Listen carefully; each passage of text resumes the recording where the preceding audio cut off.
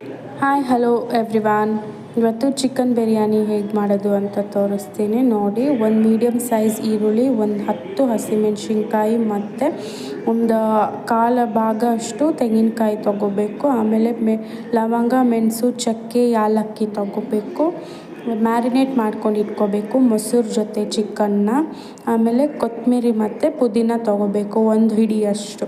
ಒಂದು ಪ್ಯಾನಲ್ಲಿ ಎಣ್ಣೆ ಹಾಕ್ಕೊಂಡು ಈರುಳ್ಳಿ ಹಾಕ್ಕೊಂಡು ಫ್ರೈ ಮಾಡಿ ಮತ್ತು ಅದಕ್ಕೆ ಮೆಣಸಿನ್ಕಾಯಿ ಸೇರಿಸ್ಕೊಂಡು ಚೆನ್ನಾಗಿ ಫ್ರೈ ಮಾಡ್ಕೋಬೇಕು. ನಂತರ ಎಲ್ಲ ಮಸಾಲೆಗಳನ್ನು ಹಾಕ್ಕೊಂಡು ಚೆನ್ನಾಗಿ ಫ್ರೈ ಮಾಡಬೇಕು. ಆಮೇಲೆ ಕೊತ್ತಂಬರಿ ಮತ್ತು ಪುದೀನವನ್ನು ಹಾಕ್ಕೊಂಡು ಫ್ರೈ ಮಾಡ್ಕೋಬೇಕು, ಚೆನ್ನಾಗಿ ಫ್ರೈ ಮಾಡ್ಕೋಬೇಕು.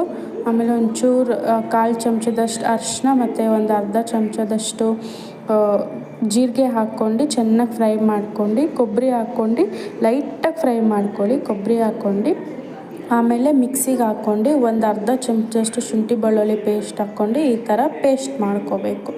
ಆಮೇಲೆ ಕುಕ್ಕರ್ಗೆ ಆಯಿಲ್ ಹಾಕ್ಕೊಳ್ಳಿ. ಒಂದು 4 ಟೇಬಲ್ ಸ್ಪೂನಷ್ಟು ಆಯಿಲು, 1 ಟೇಬಲ್ ಸ್ಪೂನಷ್ಟು ತುಪ್ಪ ಹಾಕ್ಕೊಂಡು ಅದಕ್ಕೆ ಸೋಂಪು ಎಲ್ಲ ಮಸಾಲೆಗಳು ಈರುಳ್ಳಿಗಳು ಹಾಕ್ಕೊಂಡು ಚೆನ್ನಾಗಿ ಫ್ರೈ ಮಾಡಿ ಮತ್ತು ಅದಕ್ಕೆ ಶುಂಠಿ ಬೆಳ್ಳುಳ್ಳಿ ಪೇಸ್ಟ್ ಹಾಕ್ಕೊಂಡು ರುಬ್ಬಿರ್ತೀವಲ್ಲ ಆ ಪೇಸ್ಟ್ ಹಾಕ್ಕೊಂಡು ಚೆನ್ನಾಗಿ ಫ್ರೈ ಮಾಡಬೇಕು. ಅದು ಎಣ್ಣೆ ಬರೋವರೆಗೂ ಚೆನ್ನಾಗಿ ಫ್ರೈ ಮಾಡಿ ನಂತರ ಚಿಕನ್ ಸೇರಿಸ್ಕೋಬೇಕು. ಆಮೇಲೆ ಈ ಥರ ಅಕ್ಕಿನ ನೆನೆಸ್ಕೊಂಡು ಇಟ್ಕೊಂಡಿರಬೇಕು ಒಂದು ಅರ್ಧ ಗಂಟೆ.